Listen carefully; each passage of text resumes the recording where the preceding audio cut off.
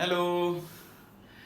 हम लोग को का केमिकल बॉन्डिंग का चैप्टर का डिस्कशन चल रहा था और केमिकल बॉन्डिंग के चैप्टर में we have discussed Lewis bond structure, valence bond theory, VACPR and hybridisation. ये पोर्शन कंप्लीट हो गया है। नेक्स्ट जो हम लोग स्टार्ट करने वाले हैं that is molecular orbital theory. देखो, इतने सारी थ्योरीज पढ़ने के बाद भी हमें स्टिल कुछ नई थ्योरीज पढ़नी पड़ रही है मॉलिक्यूलर ऑर्बिटल थ्योरी। इसका रीजन है क्योंकि अभी भी कुछ ऐसी चीजें, प्रैक्टिकल चीजें हमारे सामने आ रही थी जिसका एक्सप्लेनेशन ना तो VBT से हो पा रहा था, ना तो VACPR से हो रहा था, ना तो हाइब्रिडाइजेशन से हो रहा था। ये सारी थ्योरी फेल हो रही थी कुछ प्रैक्टिकल प्रॉपर्टीज को एक्सप्लेन करने में। जैसे one of the example is, अगर ऑक्सीजन मॉलिक्यूल की बात करी जाए, O2 मॉलिक्यूल, O2 मॉलिक्यूल में अगर आप देखो according to valence bond theory, आप देखो ऑक्सीजन ऑक्सीजन में डबल कोवेलेंट बॉन्ड है and after formation of double covalent bond between two oxygen atom, दोनों ऑक्सीजन के पास दो दो लोन पेयर होंगे। एंड अगर यहाँ पे देखें तो all the electrons are actually what, paired. सारे इलेक्ट्रॉन क्या है, पेयर्ड है। तो अगर सारे इलेक्ट्रॉन पेयर्ड है और एक मैग्नेटिक प्रॉपर्टी की स्टडी करी जाए तो मैग्नेटिक प्रॉपर्टी में if all the electrons are paired in a species, then वो पर्टिकुलर स्पीसी को हम लोग क्या बोलते हैं, diamagnetic. And diamagnetic species are actually repelled by the external magnetic field. But practically ये मिला कि oxygen molecule is attracted by external magnetic field, that is oxygen molecule क्या है, पैरामैग्नेटिक है। तो वो चीजें, अब ऑक्सीजन पैरामैग्नेटिक है, ये चीज का एक्सप्लेनेशन बाकी सारी थ्योरी से पॉसिबल नहीं हो रहा था। That is why we need molecular orbital theory. और मॉलिक्यूलर ऑर्बिटल थ्योरी में पहले हम लोग डिफाइन करेंगे molecular orbital. First thing that we should know is molecular orbital. इससे पहले जितना हम लोग डेफिनेशन सीखे हैं ऑर्बिटल के बारे में, ऑर्बिटल का definition is, it is the 3D space around the nucleus where probability of finding of electron is maximum, that is more than 90%। अगर आप कोई एटम लेते हो और एटम के अराउंड 3D स्पेस सर्च करते हो where probability of finding of electron is maximum, तो वो स्पेस को हम लोग क्या क्या नाम देते हैं, एटॉमिक ऑर्बिटल। ना अभी क्या डिफाइन करने जा रहे हैं, मॉलिक्यूलर ऑर्बिटल। देखो थोड़ा समझना यहाँ पे, जैसे अभी मैं एग्जांपल ले रहा था ऑक्सीजन मॉलिक्यूल का। तो ऑक्सीजन मॉलिक्यूल में there are two oxygen atom which are covalently bonded, और एक ऑक्सीजन का अगर एटॉमिक नंबर बोला जाए तो 8 है, means one oxygen atom is carrying 8 electron and दोनों ऑक्सीजन मिलाकर के टोटल 16 इलेक्ट्रॉन है, ठीक है। तो after this covalent bond formation, ये सभी 16 इलेक्ट्रॉन जो होंगे, including the bond pair electron and lone pair electron, सभी की बात कर रहे हैं। तो ये जो इलेक्ट्रॉन होंगे वो दोनों न्यूक्लियस के अराउंड क्या होंगे, स्प्रेडेड होंगे। तो अब यहाँ पे जो मॉलिक्यूलर ऑर्बिटल थ्योरी है उसमें क्या बोला जाता है कि जो भी आपके यहाँ पे न्यूक्लियस है, that is more than one nucleus. Of course अगर मॉलिक्यूल की बात कर रहे हैं तो मोर देन वन न्यूक्लियस आएगा। एंड देन ये जो टोटल इलेक्ट्रॉन है ये स्प्रेडेड हो रहा है around this nucleus, both of the nucleus. तो इस बारी दोनों न्यूक्लियस के अराउंड में जो 3D स्पेस मिलेगा जहां पे इलेक्ट्रॉन के होने का प्रोबेबिलिटी ज्यादा होगा, उसे हम लोग नाम देते हैं molecular orbital, right. Molecular orbital by definition क्या बोलेंगे, it is the 3D space around the nucleus of molecule where probability of finding of electron is maximum. So let us write the definition. It is the 3D space around the molecule. It is the 3D space around molecule,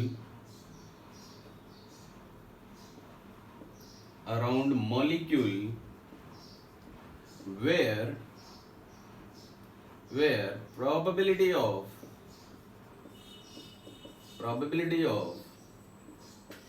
finding of electron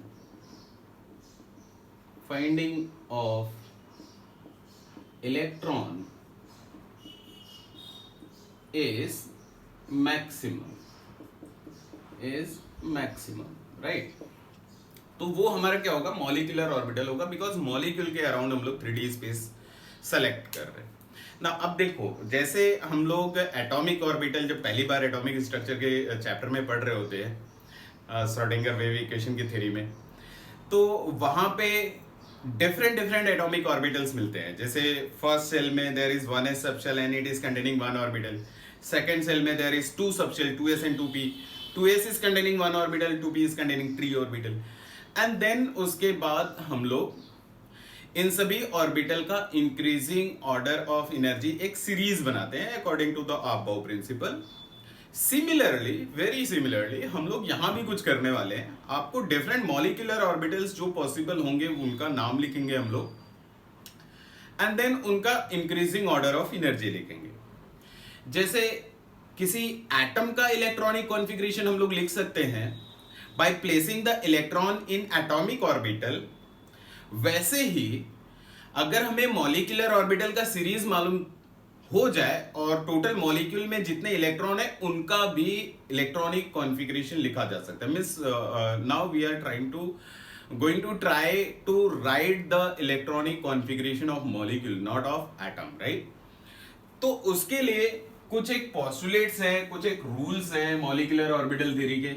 वो postulates and rules को पहले हम लोग समझ लेते हैं, and then ये भी पहले समझना जरूरी है कि ये मॉलिक्यूलर ऑर्बिटल एक्चुअली जनरेट कैसे होंगे, कैसे फॉर्मेशन होगा, एंड कैसे इनका एनर्जी का ऑर्डर मिलेगा। So let us write the postulates of molecular orbital theory. First postulate is electrons are present in new orbital known as molecular orbital. Electrons are present in new orbital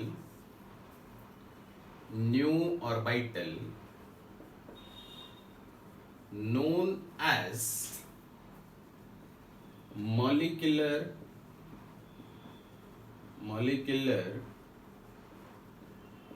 orbital, right? Formed by the linear combination of atomic orbital. Formed by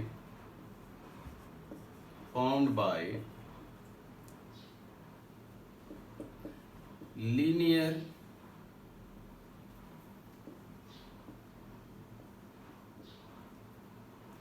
combination of atomic orbital.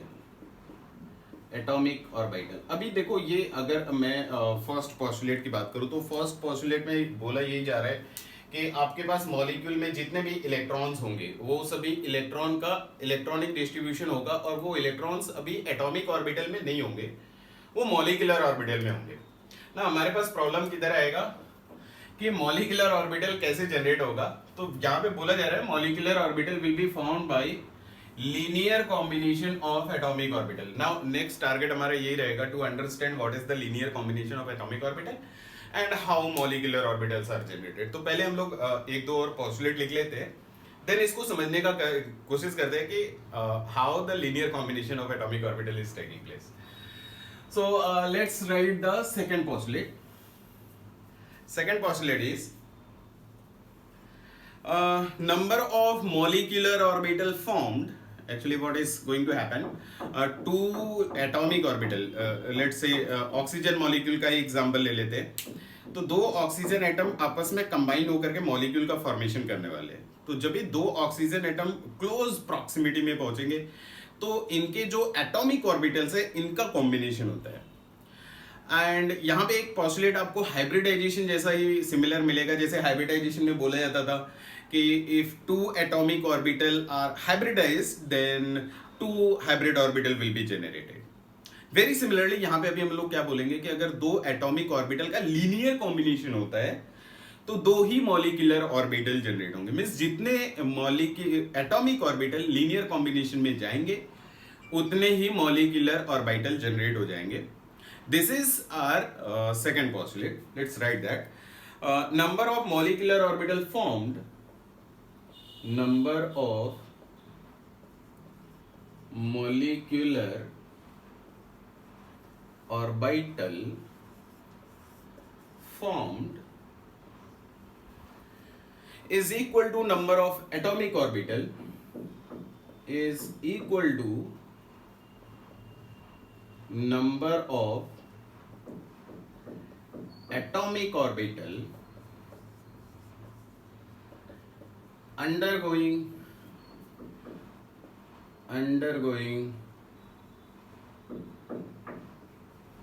combination, or you may write linear combination, right? I hope this point is clear to you. एकदम से जैसे hybridization का हम लोगों ने rule सीखा था, बिल्कुल पैरेलल में. Now the next third postulate is molecular orbital formed are polycentric. Let's write it and then मैं explain करता हूँ. Molecular orbitals are polycentric, and they are under influence of nucleus of all the atom. Polycentric in nature and they are under influence of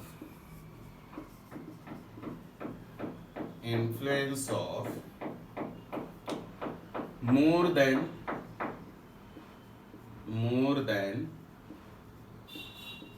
one nucleus, right? Under the influence of more than one nucleus. अगर इसको समझना है तो आप ऐसा समझो. I hope that second point is clear to you. Let's make some space. तो मैं आपको ये बोल रहा हूँ कि फिर से मैं वही एग्जांपल लूंगा ओटो मॉलिक्यूल का. तो ओटो मॉलिक्यूल में देयर आर 2 ऑक्सीजन एटम जो आपस में कोवेलेंट बॉन्ड का फॉर्मेशन कर रहे हैं according to valence bond theory, and then ये स्टेबलाइज हो रहे हैं. But according to molecular orbital theory what we are going to say कि यहाँ पे 2 ऑक्सीजन एटम के न्यूक्लियस हैं, एंड मॉलिक्यूलर ऑर्बिटल थोड़ा तो आइडिया लग गया होगा कि ये न्यूक्लियस के अराउंड एक 3D स्पेस हम लोग कलेक्ट करेंगे, एंड ये 3D स्पेस में इलेक्ट्रॉन के होने की प्रोबेबिलिटी मैक्सिमम होगी, that is known as molecular orbital. तो थर्ड पॉइंट में जो बोला यही जा रहा है कि ये जो आपका मॉलिक्यूलर ऑर्बिटल है that is polycentric in nature. Polycentric means there will be more than one nucleus which are going to attract the electron present in molecular orbital. जैसे अगर आप हाइड्रोजन एटम की बात करो, हाइड्रोजन एटम में एक electron है और एक न्यूक्लियस, यहाँ पे न्यूक्लियस में 1 प्रोटॉन है और there is 1 orbital containing 1 electron, right, in hydrogen atom. तो ये जो इलेक्ट्रॉन क्लाउड है it is attracted by 1 nucleus, so it is what monocentric. But अगर न्यूक्लियस एक से ज्यादा हो गए तो यहाँ मॉलिक्यूलर ऑर्बिटल में जो प्रेजेंट इलेक्ट्रॉन होगा that will be attracted by both of the nucleus. That is why it is known as polycentric, right? Molecular orbitals are polycentric in nature and they are under influence of more than one nucleus present in the molecule. I hope it is clear to you. It is related with the molecular orbital. This was your postulate number 3. Now next postulate number 4, it is going to be important. According to molecular orbital theory, when 2 electron wave, 4 point, according to molecular orbital theory, short form MOT, when 2 electron wave of atom, 2 electron wave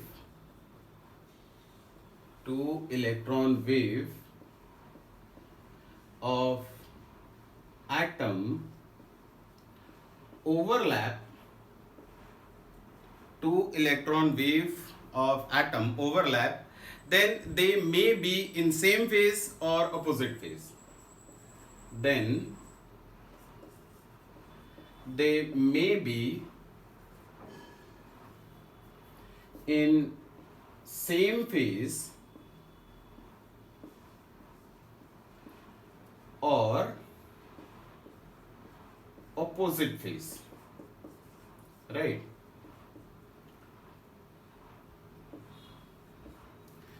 What do we mean by this same phase or opposite phase? We know that. Let's try to understand.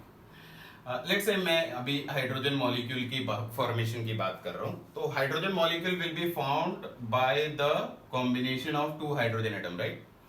तो यहाँ पे first hydrogen atom का nucleus है, यहाँ पे second hydrogen atom का nucleus है, and ये प्योरली बेस्ड है वेव नेचर ऑफ इलेक्ट्रॉन के ऊपर.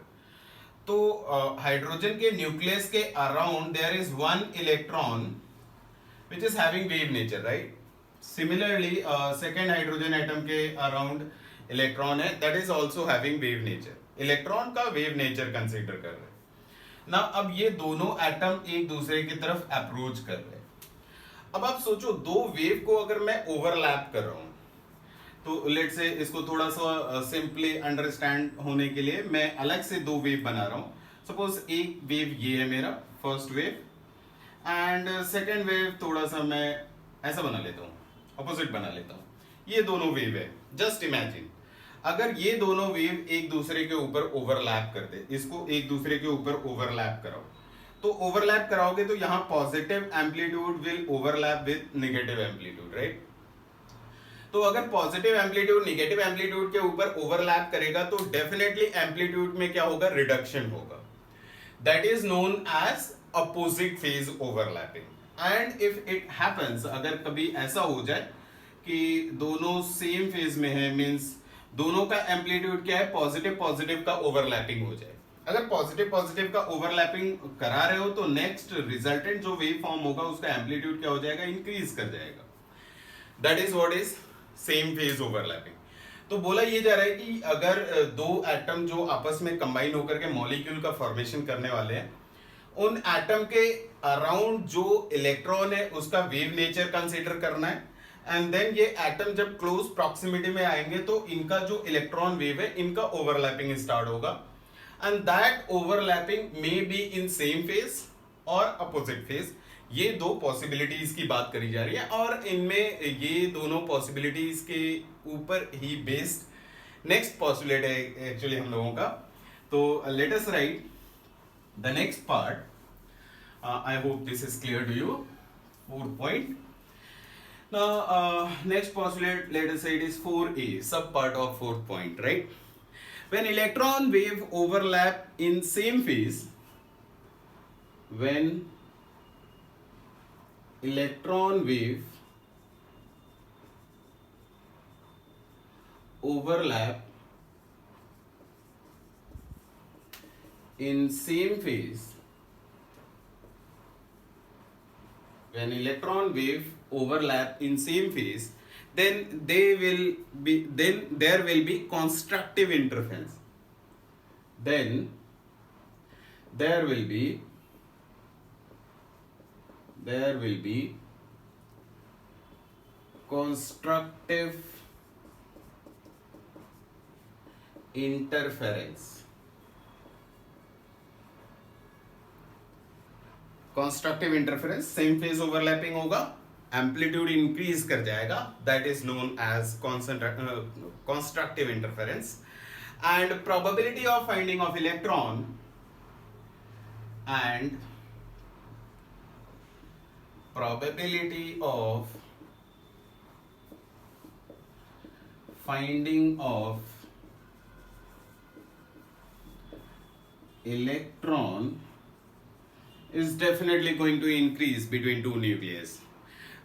Between finding of electron is increases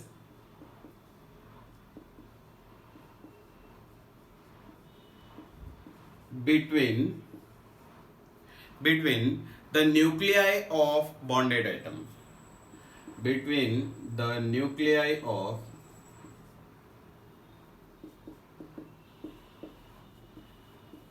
bonded atoms, right? And formed molecular orbital is known as, and formed molecular orbital is known as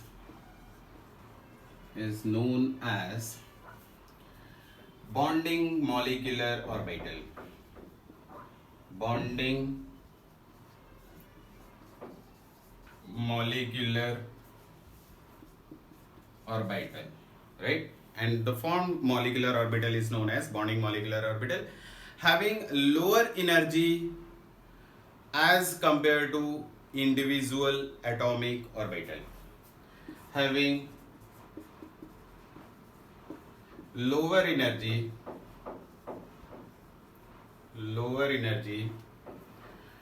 as compared to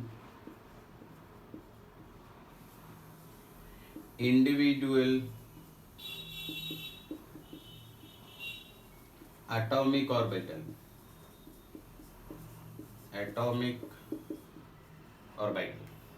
So let's try to understand this postulate. What it is said, if two atomic orbital, just imagine if two atomic orbital are in close proximity and the electron wave of two atom are in same phase, then definitely amplitude is going to increase, right? First copy this and then I'll explain it. Let me draw the picture. From there it will be more clear. Let's say hydrogen molecule की बात कर लेते हैं. There are two hydrogen atom and we know that there is only one electron in hydrogen atom and that electron is present in 1s orbital, right? So this is the nucleus of first hydrogen atom, and then there will be let's say it is first orbit. In first orbit it is electron revolving around the nucleus and its wave is having positive amplitude on the right side, right? And second hydrogen atom, its nucleus, first orbit, an electron present in first orbit of 1s orbital is also having positive amplitude. Both are having positive amplitude. It is very difficult to imagine the situation, so better to draw the picture. Both the electron wave are having positive amplitude. That I want to say. And if they come in close proximity, then definitely this space is going to overlap, right? And अगर ये दोनों space overlap कर रहा है तो electrons का जो wave है वो भी ओवरलैप करेगा. एंड अगर दोनों का ही एम्पलीट्यूड पॉजिटिव है तो जो रिजल्टेंट एम्पलीट्यूड मिलेगा वो ज्यादा मिल जाएगा. एट द एंड क्या होगा बच्चा, ये भी समझना. अब होगा क्या, दोनों न्यूक्लियस के बीच में अगर आपका एम्पलीट्यूड इंक्रीज कर चुका है, remember the scene, more is the amplitude, more is the probability of finding of electron in that particular space. अगर ये स्पेस में एम्पलीट्यूड इंक्रीज कर गया मीन्स दोनों न्यूक्लियस के बीच में इलेक्ट्रॉन का डेंसिटी क्या हो जाएगा, इंक्रीज कर जाएगा. एंड फिर बोला जा रहा है कि ये जो पर्टिकुलर स्पेस आपको मिल रहा है जहां पे स्पेशली दोनों न्यूक्लियस के बीच में जहां पे इलेक्ट्रॉन का डेंसिटी इंक्रीज कर रहा है, ये स्पेस को हम लोग नाम दे रहे हैं and that name is bonding molecular orbital. साथ में ये भी बोला जा रहा है कि ये जो आप ऑर्बिटल बोल रहे हो, बॉन्डिंग मॉलिक्यूलर ऑर्बिटल बोल रहे हो इस स्पेस को, तो यहां पे इस बॉन्डिंग मॉलिक्यूलर ऑर्बिटल का एनर्जी जो एटॉमिक ऑर्बिटल का एनर्जी होगा उससे कम आता है. Let us try to understand the reason, ऐसा क्यों होता है. एक चीज आप समझना, मैं बार बार बोलता रहता हूं, this is the universal fact actually, कि जहां पे भी अट्रैक्शन फोर्सेस ज्यादा होंगे वहां पे स्टेबिलिटी ज्यादा होगी. More is the attraction force, more is the stability, lesser is the energy. But जहां पे रिपल्सिव फोर्सेस ज्यादा होंगे ना, ये डेली लाइफ में भी करेक्ट है, जहां पे रिपल्सिव फोर्सेस ज्यादा है, जहां पे गुस्सा ज्यादा है, वहां पे स्टेबिलिटी कम है एंड एनर्जी क्या होगा, डेफिनेटली ज्यादा आएगा. So this is the universal fact, keep in mind. More is the attraction force, lesser is the energy, more is the stability. So अगर मैं ये बोलना चाहता हूं कि ये मॉलिक्यूलर ऑर्बिटल का एनर्जी ये एटॉमिक ऑर्बिटल से कम आता है, तो ऐसा क्यों होता है समझने की कोशिश करना। स्टार्टिंग में जो एटॉमिक ऑर्बिटल है उसमें आप देखो तो 1 electron of that hydrogen atom is attracting with one of the nucleus. एक इलेक्ट्रॉन और एक न्यूक्लियस का अट्रैक्शन फोर्स आ रहा था। But after the formation of molecule, जब मॉलिक्यूल का फॉर्मेशन हो जाएगा तो both the electron cloud are in between of nucleus. तो अब ये जो अट्रैक्शन फोर्स आएगा एक न्यूक्लियस का 2 इलेक्ट्रॉन के साथ अट्रैक्शन आएगा, राइट। तो अब ये अट्रैक्शन फोर्स क्या हो रहा है, इंक्रीज कर रहा है। तो अगर अट्रैक्शन फोर्स इंक्रीज कर रहा है तो डेफिनेटली एनर्जी क्या होगा, डिक्रीज करेगा एंड स्टेबिलिटी क्या होगा, बढ़ेगा। That is why it is said कि ये जो पर्टिकुलर ऑर्बिटल है इसका एनर्जी एटॉमिक ऑर्बिटल से कम आना है। इसको आप ऐसा भी समझ सकते हो कि एनर्जी क्यों डिक्रीज करता है। आप इलेक्ट्रोस्टैट में पोटेंशियल एनर्जी का फॉर्मूला सीखे ही होगे।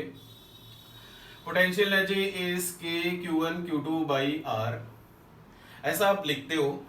एंड साइमल्टेनियसली यहाँ पे देखो तो एक पॉजिटिव चार्ज और एक नेगेटिव चार्ज का अट्रैक्शन आ रहा है, न्यूक्लियस पॉजिटिव इलेक्ट्रॉन नेगेटिव, तो डेफिनेटली एक नेगेटिव साइन यूज करेंगे हम लोग। तो जब आप पोटेंशियल एनर्जी मॉलिक्यूलर ऑर्बिटल के केस में कैलकुलेट करोगे तो that will be more negative. Why it is more negative, because यहाँ पे चार्जेस क्या हो गए, इंक्रीज कर गए। Q1 Q2 का वैल्यू क्या हो गया, इंक्रीज कर गया। तो अगर ये ज्यादा नेगेटिव है तो पोटेंशियल एनर्जी जो रिलीज हुआ during the formation of molecular orbital वो ज्यादा होगा as compare to atomic orbital. तो अगर यहाँ पे एनर्जी कम है तो स्टेबिलिटी ज्यादा आएगा, ठीक है, बिकॉज रिलीज एनर्जी ज्यादा हो रहा है तो सिस्टम का एनर्जी क्या होगा, कम हो जाएगा। तो यहाँ पे फाइनली क्या होगा, एनर्जी कम होगा, स्टेबिलिटी ज्यादा होगा as compared to atomic orbital. So let us try to make a better picture. एक अच्छा फोटो बना लेते हैं हम लोग। Let's say we are having 2 atom of a molecule.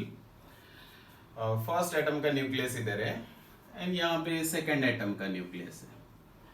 First atom के अराउंड जो इलेक्ट्रॉन क्लाउड है उसको कुछ ऐसा रिप्रेजेंट कर रहा है। It is just a representation, right. आप ऐसा गोल गोल भी बना सकते हो, कोई प्रॉब्लम नहीं है इधर, but it's just a representation. आपके बुक में भी यही है तो वही सेम चीज दिखा देते हैं आपको। तो फर्स्ट जो इलेक्ट्रॉन क्लाउड है, ऐसा बोला जा रहा है कि फर्स्ट एटम का जो इलेक्ट्रॉन क्लाउड है दूसरे एटम के पास पहुंचते पहुंचते 0 हो रहा है। And this is the situation जब एटम्स दोनों क्या है, काफी दूर दूर में है। सिमिलरली सेकेंड एटम का भी इलेक्ट्रॉन क्लाउड रिप्रेजेंट कर दिया और यहां पे दिखा एक्चुअली रहे, दिखा क्या रहे कि दोनों ही इलेक्ट्रॉन क्लाउड क्या हो रहे हैं, ओवरलैप कर रहे हैं और दोनों का पॉजिटिव एम्पलीट्यूड के साथ ओवरलैप कर रहे हैं। लेट अस से ये अगर मेरा एटम ए है और यहाँ पे एटम बी है तो ये जो आप वेव बना रहे हो it is actually representing Sai A, right, Schrodinger from Schrodinger wave equation, and this is representing what, psi b, electron wave function of atom B.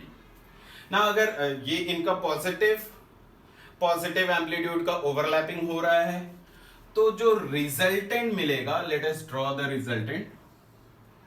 Resultant में अगेन न्यूक्लियस का पोजीशन हम चेंज नहीं कर रहे and also you can observe कि ये side में जो इलेक्ट्रॉन क्लाउड है उसमें कोई इफेक्ट नहीं आएगा बिकॉज यहां पे ओवरलैपिंग नहीं हुआ है।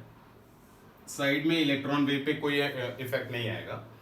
बट मिडिल में आप देख सकते हो ये आपका साई बी मिल रहा था एंड ये लेंथ साई ए मिल रहा था। तो अभी psi A plus psi B overall add हो जाएगा तो दोनों न्यूक्लियस के बीच में एम्पलीट्यूड इंक्रीज कर गया। That means I want to say कि इलेक्ट्रॉन का डेंसिटी इंक्रीज कर गया ना। ये जो इलेक्ट्रॉन वेव मिलेगा इसको हम लोग बोलेंगे psi A B. Psi A B just because कि यहाँ पे मैं मान के चल रहा हूं कि जो मॉलिक्यूल का फॉर्मेशन हो रहा है वो मॉलिक्यूल क्या है हमारा, A B. Atom A and atom B इनके एटॉमिक ऑर्बिटल लीनियर कॉम्बिनेशन में गए और यहाँ पे अभी हमने फर्स्ट पॉसिबिलिटी लेकर के चला हुआ है कि इनके एटॉमिक ऑर्बिटल के इलेक्ट्रॉन वेव का इन फेज ओवरलैपिंग हुआ है। तो तो ये मॉलिक्यूलर ऑर्बिटल जनरेट होगा। मॉलिक्यूलर ऑर्बिटल के इलेक्ट्रॉन वेव को हम लोग साई ए बी से रिप्रेजेंट कर रहे हैं and the molecule formed is A B molecule form हो जाएगा। I hope it is clear to you. इसमें अगर कुछ डाउट होगा तो आप बता देना मुझे, मैं आपको बता दूंगा, ठीक है। सो नेक्स्ट, ये तो था जब भी हम लोग इन फेज ओवरलैपिंग करा रहे थे। वेरी सिमिलरली हमें आउट फेज ओवरलैपिंग भी समझना है, तो चलो उसे भी समझने का कोशिश करते हैं। पहले पोस्टुलेट लिखते हैं, फिर कहानी देखते हैं, ठीक है। तो let's write it is 4b, no 4b। Definitely यहाँ पे आउट फेज ओवरलैपिंग होगा, तो पहले लिख लेते हैं। If the molecular स्पीसी have equal bond order, no, this is not the true one. Let me write the next one, no.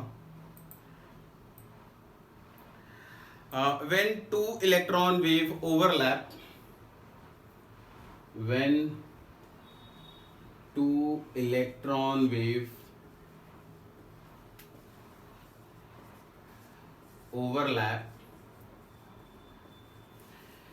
in opposite phase, in opposite phase, then there will be destructive interference, then there will be destructive interference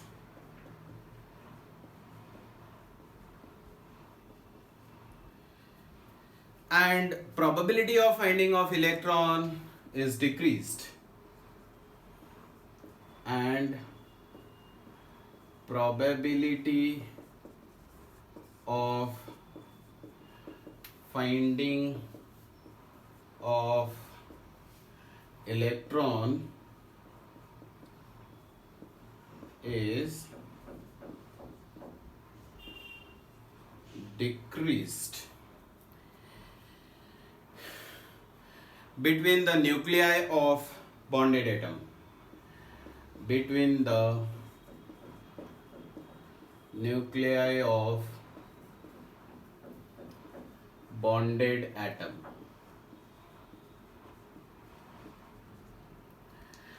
And the formed molecular orbital is known as, and the formed molecular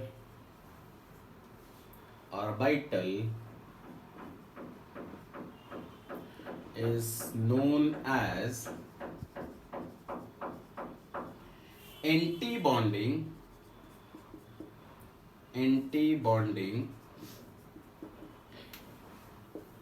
molecular orbital. Short form is ABMO, antibonding molecular orbital, having higher energy than individual atomic orbital, having higher energy than individual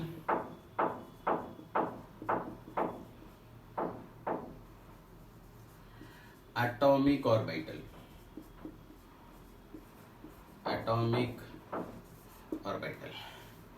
So this point is very similar to the previous one.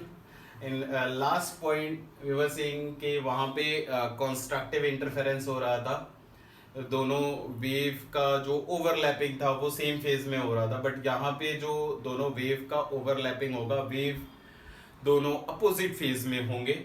And अगर opposite phase में overlapping हो रहा है तो definitely nucleus के बीच में electron का जो डेंसिटी होगा वो कम हो जाएगा।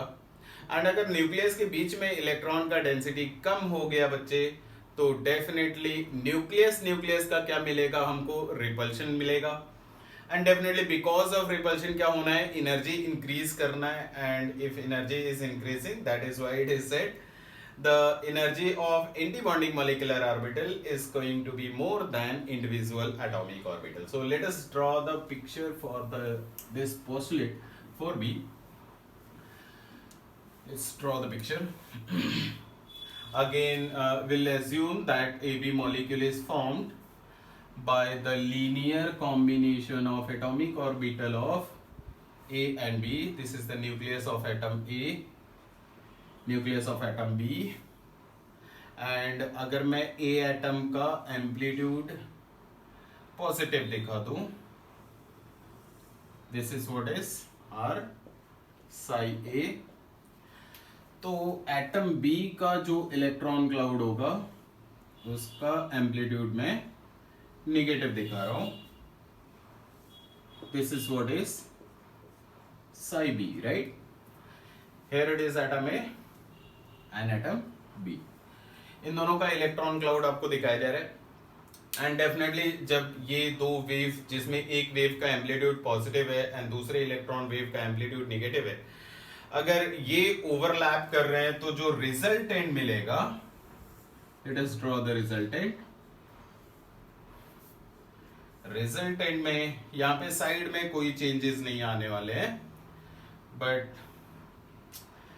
I should draw the resultant after erasing the first one ना. थोड़ा स्पेस क्रिएट करना होगा. तो आई होप ये वाला पॉइंट आप समझ गए होंगे. तो मैं आपको रिजल्टेंट ड्रॉ करता हूं इसको हटाने के बाद. तो आप जब ओवरलैप कराओगे तो डेफिनेटली साइड के इलेक्ट्रॉन क्लाउड पे कोई इफेक्ट नहीं आएगा, बट आप बीच में समझ सकते हो कि यहाँ पे कहीं पे इलेक्ट्रॉन डेंसिटी पॉजिटिव हो रहा है तो साइमल्टेनियसली बी एटम का एम्पलीट्यूड नेगेटिव हो रहा है, तो रिजल्टेंट क्या हो जाएगा, डिक्रीज कर जाएगा. एंड डेफिनेटली इन दोनों न्यूक्लियस के बीच में कहीं ना कहीं हमें कोई एक ऐसा पॉइंट मिलने वाला है जहां पे जितना एम्पलीट्यूड पॉजिटिव मिला था उतना ही एम्पलीट्यूड क्या हो जाए, नेगेटिव हो जाए. तो बीच में कोई एक ऐसा पॉइंट मिलेगा जहां पे इलेक्ट्रॉन डेंसिटी कंप्लीटली जीरो हो जाए, right? So let's draw the resultant one. For the resultant one now it is atom B nucleus of atom B, nucleus of atom A, positive amplitude on side left side, negative amplitude on right side for atom B, और यहाँ पे कहीं पे बीच में electron density zero हो रहा होगा. This is what is are psi A B. आप ऐसा समझ सकते हो, आप ऐसा समझना कि यहाँ पे एटम ए का न्यूक्लियस है, इसके अराउंड में इलेक्ट्रॉन डेंसिटी है. यहाँ पे एटम बी है जिसके अराउंड में इलेक्ट्रॉन डेंसिटी है. अब जब भी ये दोनों एटम एक दूसरे की तरफ अप्रोच करेंगे एंड इन केस अगर आउट फेज ओवरलैपिंग हो गया तो ये सीन रीच करेगा. एंड आउट फेज ओवरलैपिंग होने के बाद इलेक्ट्रॉन डेंसिटी, जो मेजर इलेक्ट्रॉन डेंसिटी होगी वो साइड में आपको मिलेगी, लेफ्ट साइड में और राइट साइड में. दोनों न्यूक्लियस के बीच में इलेक्ट्रॉन डेंसिटी क्या हो जाएगी, काफी कम हो जाएगी, जो कि यहाँ पे होता हुआ दिखाया जा रहा है. ठीक है. अब डेफिनेटली यहाँ पे अगर दोनों न्यूक्लियस के बीच में इलेक्ट्रॉन डेंसिटी कम हो रहा है तो न्यूक्लियस के बीच में रिपल्शन स्टार्ट हो जाएगा. And because of repulsion, the formed anti-bonding molecular orbital,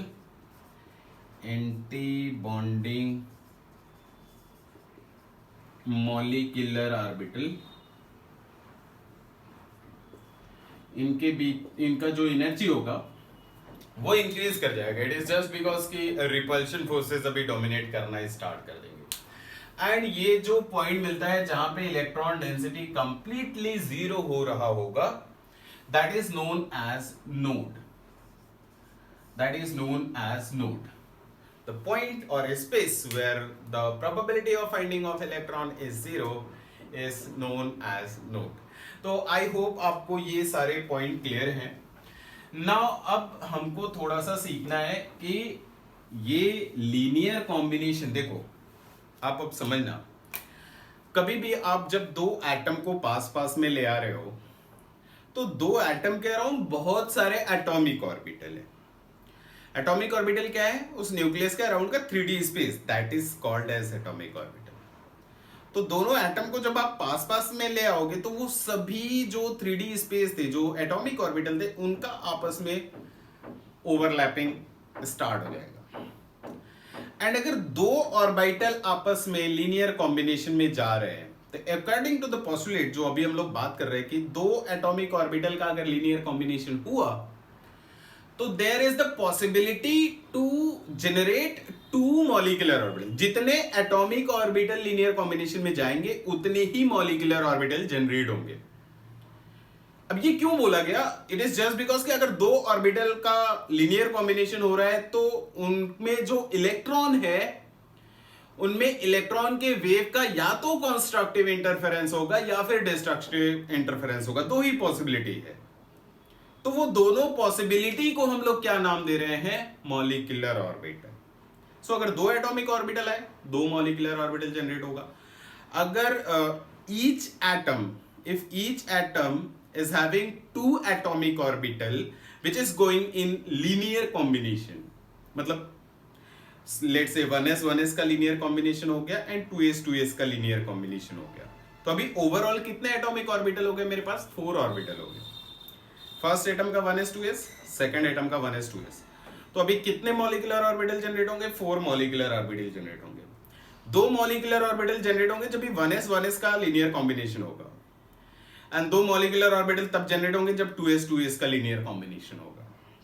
तो I hope that point is clear to you कि मतलब जितने एटॉमिक ऑर्बिटल लीनियर कॉम्बिनेशन में जाएंगे उतने ही मॉलिक्यूलर ऑर्बिटल जनरेट होंगे। और वो क्यों जनरेट होते हैं? जस्ट बिकॉज वहां पे हम लोग इलेक्ट्रॉन का वेव नेचर कंसीडर कर रहे होते हैं। एंड अगर हम लोग इलेक्ट्रॉन का वेव नेचर कंसीडर कर रहे हैं तो वो वेव का जब भी ओवरलैपिंग होगा तो ओवरलैपिंग में बी कंस्ट्रक्टिव, में बी डिस्ट्रक्टिव। तो वही पॉसिबिलिटी, जितने पॉसिबिलिटीज थे उसी को हम लोग नाम दे रहे हैं molecular orbital, right? So this is the end of postulate of molecular orbital. But अभी हमें बहुत कुछ सीखना है, ये सब कुछ जानना है कि मतलब ये एटॉमिक ऑर्बिटल का लीनियर कॉम्बिनेशन होगा तो एग्जैक्टली मॉलिक्यूलर ऑर्बिटल का शेप कैसे जनरेट होगा। जैसे हमको मालूम है कि 1s का शेप कैसा होना है? स्फेरिकल होना है। तो 1s जब स्फेरिकल का कॉम्बिनेशन हुआ होगा तो दो मॉलिक्यूलर ऑर्बिटल जनरेट होंगे और उनका शेप कैसा होगा, ठीक है? तो ये सारी चीजें अभी बची हुई है। तो आफ्टर द अंडरस्टैंडिंग कि मॉलिक्यूलर ऑर्बिटल का शेप कैसा होगा, फिर उसके बाद कुछ एक दो सीरीज मिलेंगे, देन क्वेश्चन करेंगे हम लोग। सो अभी इस लेक्चर के लिए, इस वीडियो के लिए यही स्टॉप करते हैं। मिलते हैं नेक्स्ट वीडियो में। Okay, bye bye.